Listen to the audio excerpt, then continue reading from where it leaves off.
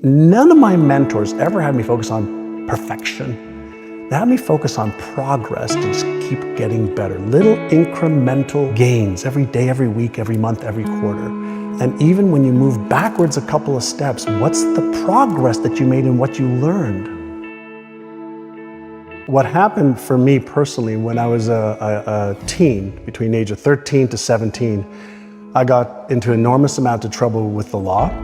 I did a lot of unethical things, and I was getting myself into so much trouble. And I had one mentor that my brother introduced me to. His name was Alan Brown. He was a very successful philanthropist, entrepreneur, and he agreed to meet with me for lunch one day. And he asked me, like, why are you doing these things? You seem like a nice young kid. And I said, I don't know, I just want to make some money and I just want to fit in. And he goes, but you seem like you're intelligent. Why don't you just use your brain's natural abilities? I go, well, listen, based on my education and based on what the teachers have told me, I'm not going to do very well in life. And I left high school in grade 11 thinking that I'm not worthy enough, I'm not smart enough, I'm not good enough. And this one man in 1 minute, in one meeting, changed my life. Because he asked me, what goals do you have? I said, what do you mean, what goals do I have? I said, I want to go out this weekend to the bar. I want to have some good food. I want to find a nice young lady to maybe hook up with. And he says, no, but what are your bigger goals? And I didn't have any. So he actually sent me home. And he said, fill out these pieces of paper. And on the piece of paper, it said, like, what age do you want to retire by? Like, I was 19. This was May of 1980. I wasn't even started yet. They said, but just fill out these papers. So I said, I want to retire by the time I'm 45, $3 million. I want to have a Mercedes. I want to have a house. I want to travel the world. I want to have a great lifestyle. And so I came back on Monday and he looked at it and he asked me one question. And that question transformed my life. And he said, are you interested in achieving these goals? Or are you committed?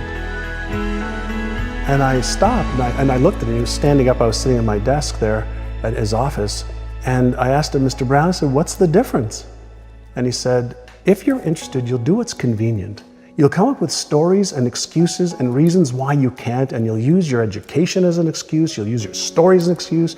You'll use the fact your father was a cab driver and was a gambler and never had any money. You'll use all of that as your reasons why you can't. He says, but if you're committed, you will do whatever it takes. You'll let go of your stories. You'll let go of your excuses. You'll let go of all the reasons you currently have that are formulating your identity of yourself. And you'll learn how to let that go and become who you are destined to become. I had been in so many situations where I was so embarrassed and ashamed for myself and for my mother and father. And here was a man who was kind, generous, caring, empathetic. He didn't talk down to me. He lifted me up. But then he also said, I can show you how.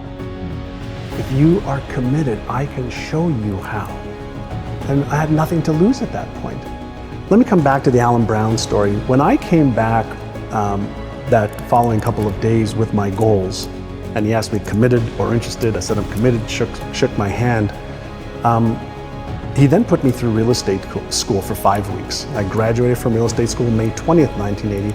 And the only reason those dates are ingrained in my brain, I passed the real estate test on my own without cheating. So that was step one. When I came back to the office, he had the forms that I'd filled out. He says, great, sit down. So I want you to read every one of them every morning when you come in the office at 7:30, and I want you to run your fingers across them. So he had me write my vision for health, wealth, relationships, career, business, finances, charity, fun, experiences, everything, every area of my life. He had these documents. He said, I want you to read them every day. And you're going to do it while you come into the office so that I know that you've done them. And I want you to run your fingers across them as you're reading them. And then when you're finished one paragraph, close your eyes, and I want you to feel, what would it be like if that was true? So he got me to see it, to touch it, to close my eyes and visualize it and to feel it. So at the time he didn't understand what he was really doing, but he was causing me to create new neural patterns in my brain that did not exist before. The only success that I'd ever really seen was on Lifestyles of the Rich and Famous. And I said, one day, I want a life like that. And so every single day for a year, I had to do that. And it only took 10 or 15 minutes. He also asked me to write down, what would you have to believe about yourself in order to achieve those goals? I said, well, I'd have to believe I'm smart enough, but I don't. He goes, I don't want to know what you don't. He says, what would you have to believe? Well, I have to believe I'm smart enough. I'd have to believe I'm deserving enough. I'd have to believe I'm worthy enough. I'd have to believe I'm capable of doing this. I'd have to believe these things. I wrote out a bunch of things, and he added a few more. He says, great. Now I want you to record those things. And on your way to work, and on your drive to look at real estate homes, because at 19 getting into real estate, you listen to those over and over and over and over and over again until you can recite every single one of them. So he taught me the power of repetition. He taught me the power of looking at stuff, touching stuff, feeling stuff, seeing stuff, hearing stuff, memorizing stuff. And at the time I was 19, I felt this was fucking ludicrous to me, right? This is like, what the hell am I doing here? It's like, there's nuts. But that first year at 19, I made like $30,000, which was $5,000 more than my dad made as a cab driver. So I said, something's working. And I just kept doing it. I was too afraid not to. So I kept doing it. In the second year, I made $151,000, 5 times. Now, in the second year, he started upgrading my knowledge and skills more. So he started to say, okay, instead of doing this now you've graduated to doing this. And he taught me some upgraded skills. And so the combination of training my brain at a young age with beliefs that I wanted to have, he taught me the right habits to have, daily rituals, for goal achievement versus goal setting, right? So he said, everybody sets goals. Either they write them down or they don't, they have them in their head. I'm going to teach you how to achieve goals. If you think and you believe and you emotionalize, and you visualize, and you create your plan for how am I actually going to achieve this? So what do I need to do? When am I going to do it? How specifically? How am I going to tweak it, measure it, and iterate it so that I'm consistently making progress? I learned the value of progress versus perfection. None of my mentors ever had me focus on perfection. They had me focus on progress to just keep getting better. Little incremental gains every day, every week, every month, every quarter. And even when you move backwards a couple of steps, what's the progress that you made in what you learned? So I was taught that failure is an opportunity to learn. And I was also taught to disassociate me being a failure from failing. And he said, with repetition and emotion and consistency, initially it's hard, and you have to use conscious effort to create the new beliefs. He says, but over 30 days, 60 days, 90 days, 180 days, that new pattern that you're focusing on and paying attention to, your brain basically says, well, I guess you really don't need those old patterns. You keep activating these new ones. Let's just make these ones work and let's make these real. But I wanted to understand what happened. And with even the law of attraction, I was taught the law of attraction, I was 23, 24 years old. Also at a real estate conference, they were talking about this law of attraction thing, that there's this energy, everything's made up of energy. I am energy, you are energy, and my thoughts, create this resonance between what I attract and what I don't. I was like, oh good, I like that shit. I want to attract more of the good stuff, right? And so I bought in, I bought into stuff that just made sense to me, but then I was a voracious student. I wanted to understand how. Explain to me how it works. If somebody tells me visualize, I go, why? How does it work? If you ask me to visualize, why does it work? Why should I invest my time on that versus something else? If you're asking me to use affirmations, how specifically, why, how does it work? If you're asking me to emotionalize, well, what's happening in me that tell me I need to create these false senses of feelings? I want to know why it works. It has to do with circuits in the brain and neurochemicals that are released. And so when we feel something, chances are that we're going to release dopamine in the brain, the feel-good neurochemical that activates the reward center of the brain. And chances are if we feel that, And we have this positive emotion around it, and that neurochemistry is flooding our brain and our body with feel-good chemicals.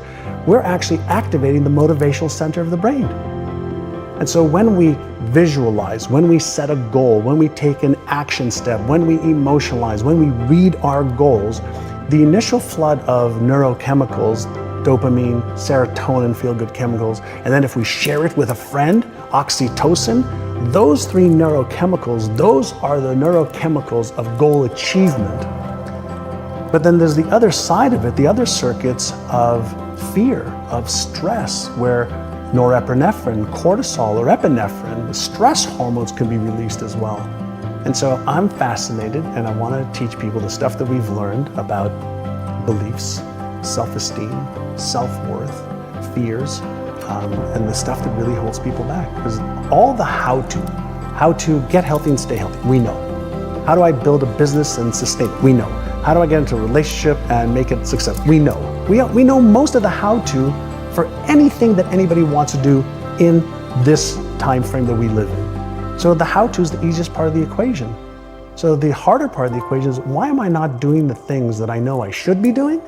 And why am I not doing the things that I could find out easily how to do? And so part of the work that I love to do now is really help people understand, what is your story? Like, what's the story you're telling yourself? Because we all have a story. We have a money story, a relationship story, a health story. We have a story for everything. And then that story keeps recreating our lives over and over and over again. And we have beliefs that support the story. We have habits that support the story. We have people that support the story. We have systems that support our story. And so my question I always ask people, who would you be with a different story? So we all have a map of reality. We have a map of what we think we look like. And any deviation on the physical level to that map, to that visual representation we have in our brains that doesn't match the map, your brain deletes or distorts it. And over a period of time, it becomes part of the brain's default mode network. So we develop set points for everything.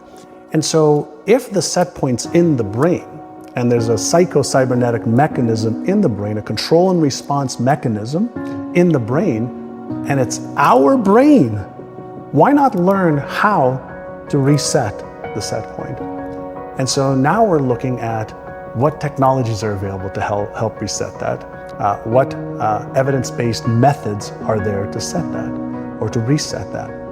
And so when we take, let's say, visualization, right? And you start to see yourself, even if the picture is not clear in your mind, of achieving the next level of your success, whether it's releasing weight and keeping it off, getting into a relationship that you love and are happy in, whether it's to make 2 or 3 or 5 times more money and live a certain type of lifestyle that allows you to do the things that freedom with having money allows you to do.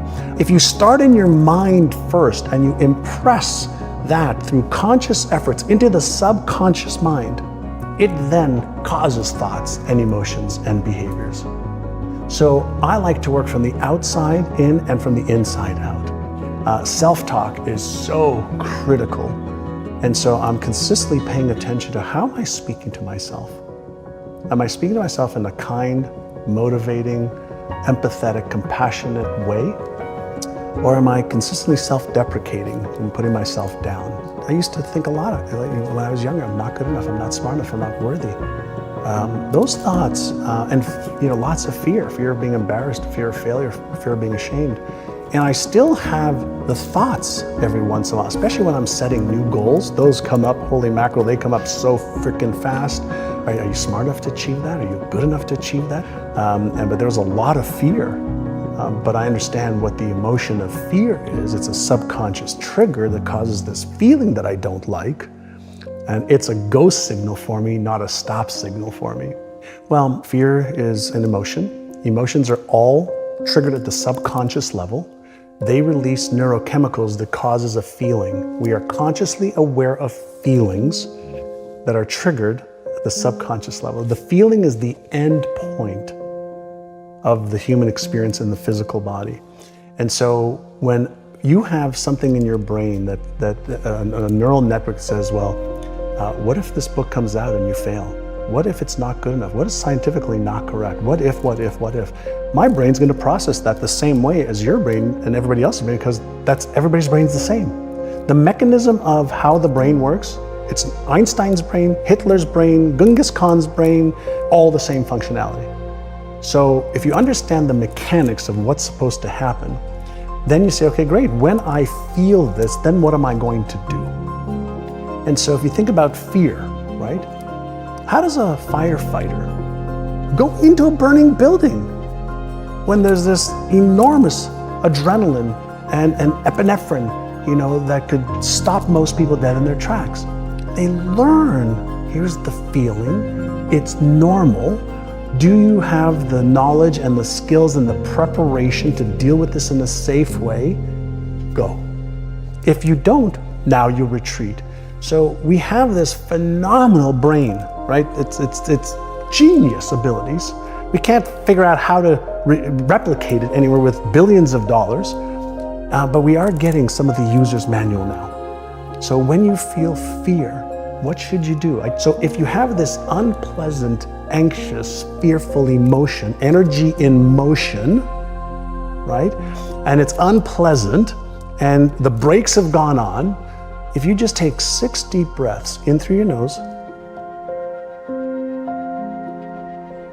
out through your mouth like you're breathing through a straw, you will deactivate the stress response center, which means blood is going to go back to the left prefrontal cortex. The Einstein part of the brain can actually think through this problem, because what happens when the stress response center is activated, blood goes away from that into the fear response, so you have epinephrine, cortisol, adrenaline to be able to get you out of the situation. It's part of our instinctual brain, part of the reptilian brain. The first part of the brain that was developed was that, then the mammalian brain, the limbic system, then the neocortex, the thinking brain. So when our brain has this signal of, oh my God, you might get hurt, you might lose this, you might get in trouble, you might be embarrassed, ashamed, ridiculed, judged, etc., that part of the brain is going to get activated. So if you take 6 deep breaths first, calm down, calm the circuits first, then do exercise number 2 is called AYA, A-I-A. The first A is for awareness. What am I thinking right now? What am I feeling right now? What am I sensing right now? What is my behavior right now? So you thoughts, feelings, sensations, awareness of behavior. What's my intention right now? That's the I. Well, my intention is to move forward. I want to do this. Great. What's one very small action step that you can take? Now, the reason you want to take one small action step is one small action step your brain can handle. If it's one small step towards it, the threat response goes away. But if you focus on the end game right away, you're going to get that rush and that instant trigger of the fear response, stress response. So the first thing you want to do is learn how to manage your mindset and what you focus on. Learn how to manage your emotions, because they drive your behavior more than anything else. We move away from pain and we move towards pleasure, but we move away from pain 1,000 times faster. And pain wires in the brain faster for survival mechanisms. So purely from a neuroscience perspective, just understanding self, once you understand, oh, okay, this feeling is normal, okay, what should I do? And now you can start being progressive and make progress towards what you want. Now, while you're in the, what am I thinking, feeling, it's a chance to be aware. And the biggest gift we have as human beings is our awareness, because awareness is what gives you choice, and choice is what gives you freedom. Most people are living their lives in a reactive state, automatic reactive state, because of these set points that we started talking about. So we're in this repetitive cycle over and over and over and over. We react to the same things, we behave the same way, we eat the same foods, we dress the same way, just to maintain that homeostasis and comfort zones. And we've never been taught. Like, when were we taught it as kids? Like, here are your 6 core emotions. Here's the way you deactivate your stress center or fear center. Here's how you activate your imagination center. Here's how you have more focus. Here's how you develop a new belief. Here's how you develop a new habit. Here's how you release one. We haven't been taught that. We've been told they're important things, but we haven't been given the tools, and then we haven't practiced the tools enough to be able to make them part of our unconscious competence brain.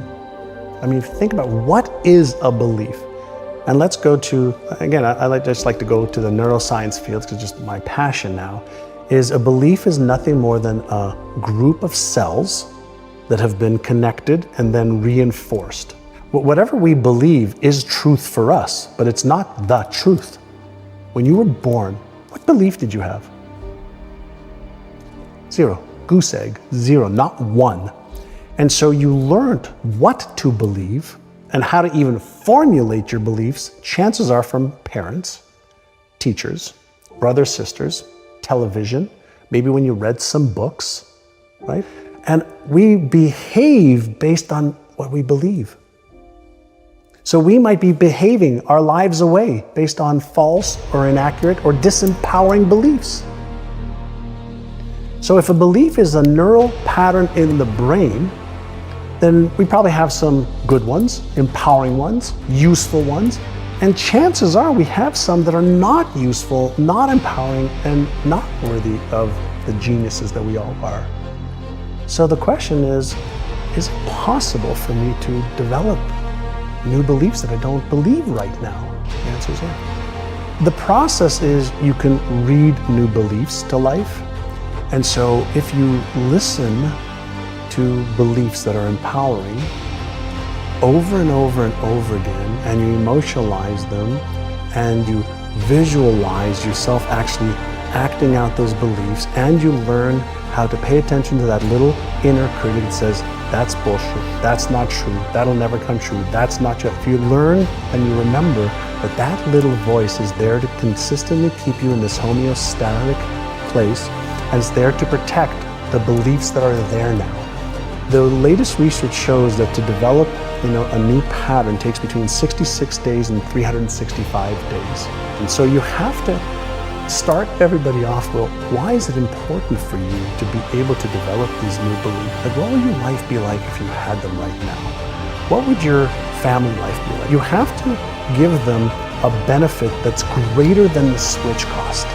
So the switch cost is something that our brain resists. The only human that likes change is a wet baby. Every other human being is resistant to it because safety first and homeostasis and energy conservation. So we are biologically wired not to want it to change. So we have to deliberately coax the brain into motivational reasons, emotional reasons. You have to have intrinsic reason. Why must you do this? And so you can use pain as a frame as well. So if you don't, then are you okay with your life being like this at this age in 5 years, in 10 years, in 20 years? And if you're okay with that, then you're not a candidate for change. But if you're committed to letting go of the old so you can create the new, and you create motivations every day, that's where the power is. So if you can start to formulate a habit, a daily habit, a weekly habit, it doesn't matter how long it is. If you can create that space in your brain that on this day, at this time, this is what I do, and you do that repeatedly, that becomes a habit. And it takes those 66 days or so for a simple habit that you have to consciously do to then the habit doing you. Because habits run themselves. Their subconscious programs just run themselves. Most people don't take the time to become aware, what are my empowering habits? What are my disempowering habits? And then the next question is, well, how do I release this one? And how do I strengthen this one or create a whole new one? And what we're looking to do is build empowering habits that then run their course. Any conflicts that you are experiencing is going to create neural dissonance in your brain. It's just going to create chaos in your brain. And so if you take it out of your head and you put it on a sheet of paper, you can look at it, and now you're one step removed from what's happening in your brain. And so the more you can be in coherence, it's the equivalent of being part of a band that's in harmony, that every player is just like, oh man, this just sounds so good. Well, the more you can be in coherence, the more you're going to be in flow, and the more you're going to take action. The more chaos there is in the brain, neural chaos, whether it's because of emotions or lacking something, there's conflict, there's resistance, the more you can get it out into the in front of you and open and say, well, what's causing this? The easier it is for that Einstein brain to say, okay, well, maybe I could do this, maybe I can do that, but I can also call a friend or a mentor or a coach, or I can research it. I always thought that if there's a way that I could somehow use my life in a way that I can make somebody else's life a little bit easier to live, either through knowledge or understanding or love or a process, then my life has been worthwhile. I'm one of the people that doesn't believe that there's anything wrong in the world. Everything's unfolding exactly as it should. There are many things not to my taste that I don't understand, but I just want to make the journey as good as I can for as many people as I can.